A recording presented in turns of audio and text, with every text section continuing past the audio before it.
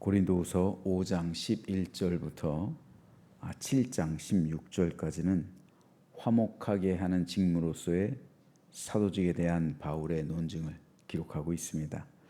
오늘 이 가운데 있는 고린도후서 6장을 읽었는데요. 고린도후서 6장 크게 두 문단으로 나눌 수가 있습니다. 먼저 13절까지는 화목의 직책을 수행하는 바울의 헌신 및 바울 자신과의 화목을 위한 관용의 호소에 대한 기록이고요. 14절부터 18절은 믿지 않는 자들과의 영합 금지 및 성별의 삶에 대한 권면을 기록하고 있습니다. 오늘 이 가운데서 4절에서 7절 말씀에 대해서 다시 한번 살펴보겠습니다. 오직 모든 일에 하나님의 일꾼으로 자천하여 많이 견디는 것과 환난과 궁핍과 고난과 매 맞음과 갇힘과 난동과 수고로움과 자지 못함과 먹지 못함 가운데서도 깨끗함과 지식과 오래 참음과 자비함과 성령의 감화와 거짓이 없는 사랑과 진리의 말씀과 하나님의 능력으로 의의 무기를 좌우에 가지고. 여기서 바울은 자기 자신을 하나님의 일꾼으로 자천하고 있습니다.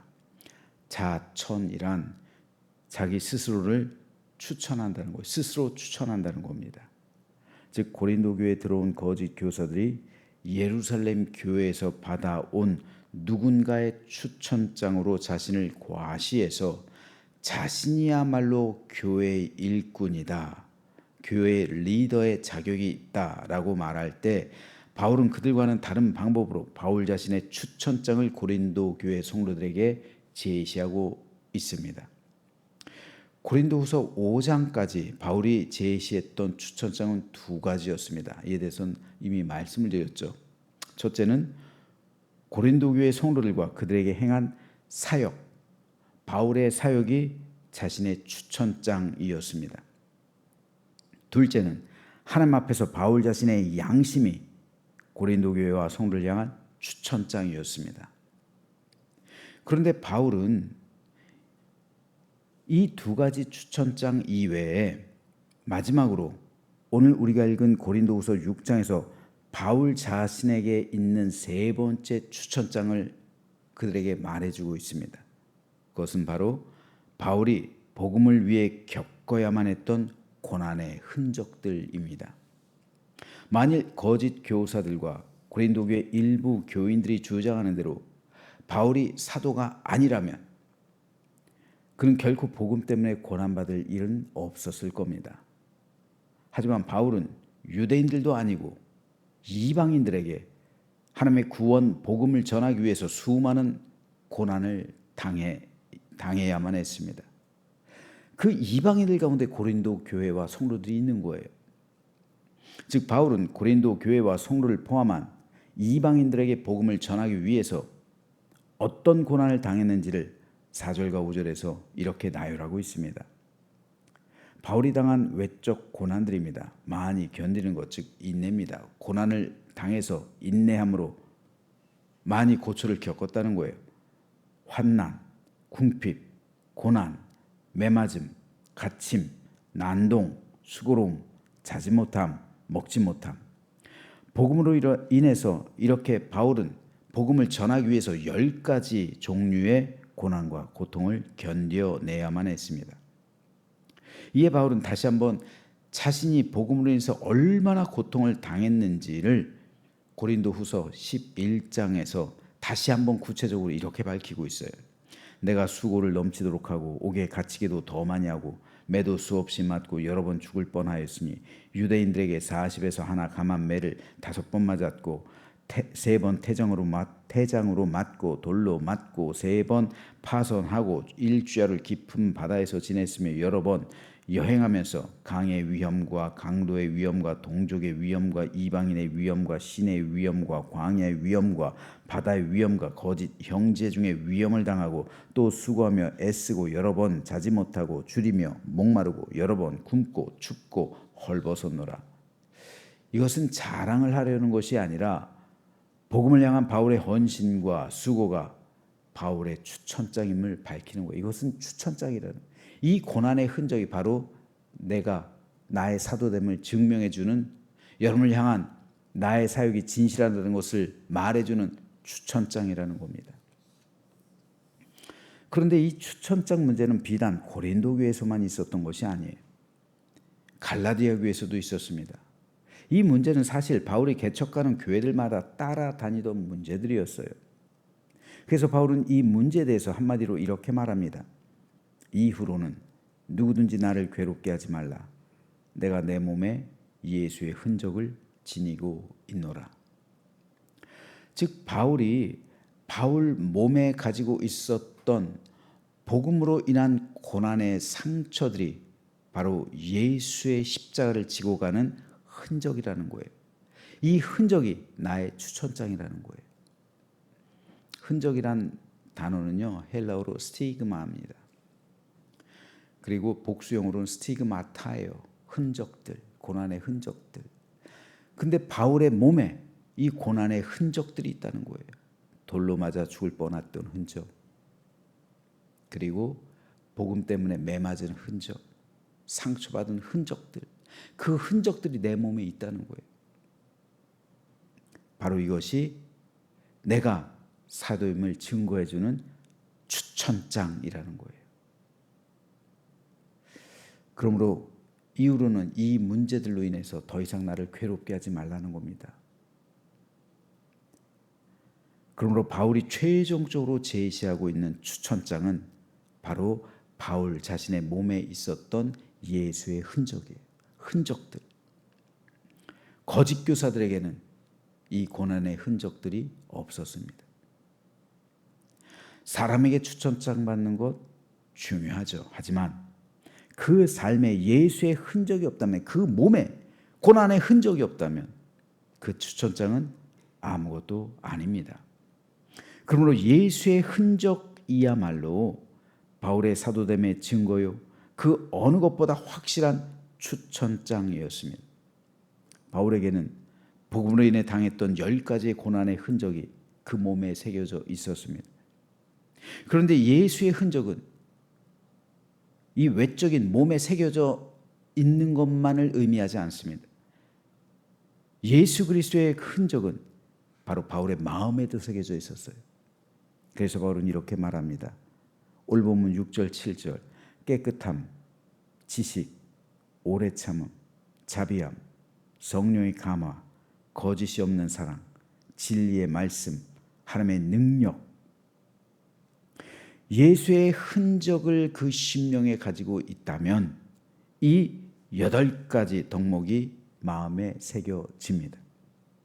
다시 한번 말씀드리면요, 깨끗함, 지식, 오래 참음, 자비함, 성령의 감화, 거짓이 없는 사랑, 진리의 말씀, 그리고 하나님의 능력.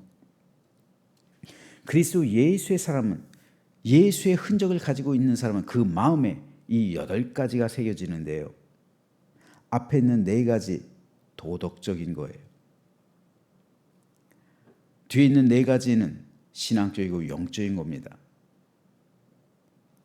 바울의 심령에는 신앙적인 면뿐 아니라 도덕적인 면에 있어서도 예수의 흔적이 새겨져 있었다는 거예요.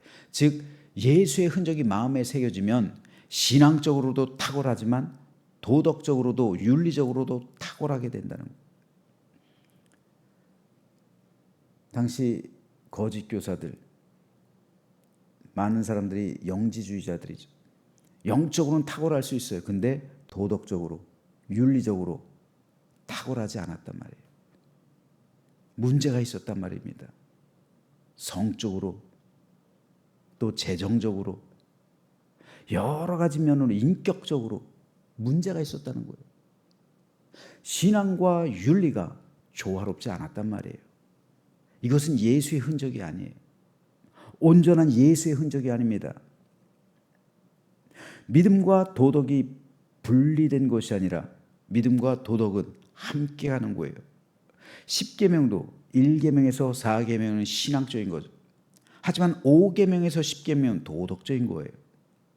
따라서 이 2가지가 분열되어 있으면 이것은 예수의 흔적일 수가 없는 거예요. 참된 믿음이 아닙니다. 예수님께서 그토록 바리새인들을 책망하신 이유가 여기에 있어요.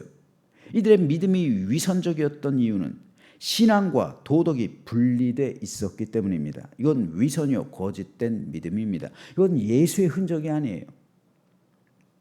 사도 바울이 거짓 교사들에게서 떠나라고 말하는 것도 바로 이 위선적인 신앙에 있는 겁니다. 그들이 아무리 많은 성경 지식을 알고 있고 아무리 많은 은혜를 경험했다 할지라도 그들의 삶이 도덕적이지 않거나 윤리적이지 않다면 그는 거짓 교사의 위선적 믿음을 가진 사람입니다. 그래서 예수님은 나무는 열매로 한다 말씀하시는 거예요. 그 마음에 예수의 흔적이 있는 사람은 신앙적인 열매뿐 아니라 도덕적이고 성결한 삶의 열매가 맺히는 거예요. 그게 진짜 예수의 흔적이 있는 사람이에요. 진짜 목회자이고 진짜 성도예요. 그러므로 이것은 오늘 우리에게도 대단히 중요합니다. 성경 지식이 풍부하고 성령의 은사가 있고 은혜를 체험했다 할지라도 도덕적으로나 윤리적으로 신앙에 위배되는 삶을 살아간다면 그의 믿음은 위선적인 겁니다. 겉과 속이 다른 것이요 외식하는 거예요. 그러므로 오늘 우리는 내 안엔, 내 심령엔 과연 예수의 흔적이 있는가? 내 겉으로의 이 삶 속에서도 예수의 흔적이 있어야 돼요. 바울처럼 그 예수의 흔적이 있어야 돼요. 내가 이 복음 때문에 세상에서 고난을 당하고 있는, 내가 복음 때문에 세상에서 손해를 당하고 있는 거야. 저와 여러분이 오늘 하루를 살아가면서 복음 때문에, 믿음 때문에, 하나님을 믿는 것 때문에 세상에서 손해 볼 때가 있어요. 그리스도인들. 이게 바로 예수의 흔적이에요.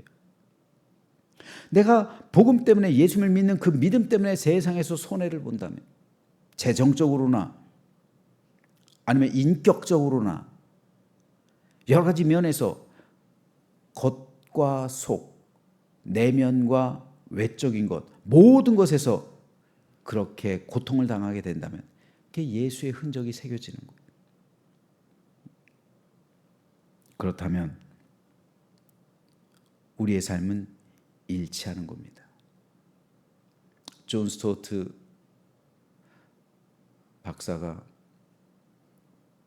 이렇게 말했죠. 현대교회와 설교라는 책에 보면 목회자 진짜 설교는 이 강단을 내려가면서 시작된다. 마찬가지로 성도의 진짜 예배는 저 문을 나가면서 시작된다.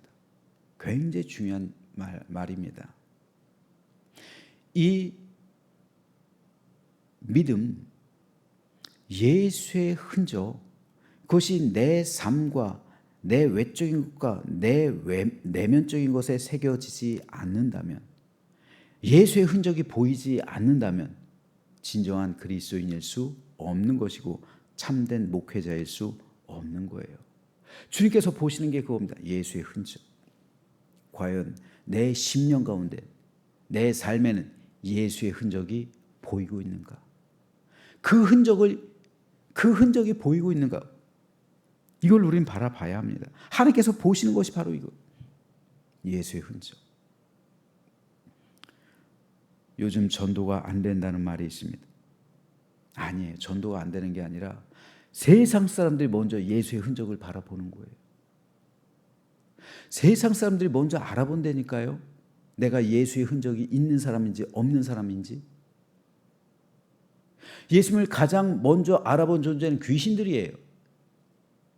마찬가지예요. 안 믿는 사람들이 내가 예수의 흔적이 있는지 없는지 알아본다니까요. 내가 말하는 곳에서, 내가 행동하는 곳에서, 내가 살아가는 삶을 보고 예수의 흔적이 있는 사람인지 없는 사람인지 세상 사람이 먼저 알아봐요. 그런데 예수의 흔적이 없는 사람이 전도를 하면 도리어 하나님의 이름을 모욕하게 돼요. 그렇잖아요. 세상 사람에게 손가락질 당하는 사람이 입만 열면 하나님에 대해서 말하고 입만 열면 복음에 대해서 말한다면 뭐라고 그러겠어요? 오히려 하나님의 이름이 너희들 가운데, 이방인 가운데 모독을 당하는도다. 이 성경 말씀이 그대로 오늘날에도 응답된다니까요. 그러므로 나 자신을 향한 추천장, 바울이 마지막으로 제시하고 있는 추천장 뭡니까? 예수의 흔적. 이게 나를 목회자로 추천하는 추천장이고 여러분을 성도로, 장로로, 권사로, 집사로 추천하는 추천장이 되는 거예요. 예수의 흔적. 그러면 저는 그리고 저와 여러분 모두가 예수의 흔적을 가지고 있노라 라는 바울의 이 말, 이것이 자기 자신을 향한 추천장이라는 이 말씀을 내 마음에 오늘 새기면서 바울과 같이 예수의 흔적을 가지고 있는 우리들로 발견되기를 소망합니다. 그래서 오늘 하루 여러분 세상에서 살아가면서 많은 고난을 겪을 겁니다. 억울한 거 당해요. 예. 억울한 거 당할 때 여러분 기뻐하십시오. 도리어. 왜요? 이게 내 몸에 새겨지잖아요. 억울함을 당할 때 예수의 흔적이 새겨지는 거예요. 고난 당할 때 예수의 흔적이 새겨지는 거예요. 핍박당할 때 예수의 흔적이 새겨지는 거예요. 박해당할 때 예수의 흔적이 새겨지는 거예요. 여러분, 하나님의 교회가 세상에게 핍박당하고 박해당하고 그리고 목회자와 성도들이 세상에서 버림받고 그리고 억울함을 당할 때요, 그거 가지고 저기 할 필요 없어요. 왜요?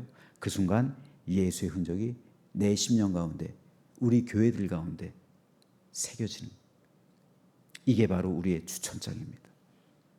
하나님께서 바라보시는 것이 바로 이거예요. 그러면 저는 저와 여러분 모두가 이 예수의 흔적을 추천장으로 갖게 되기를 소망합니다.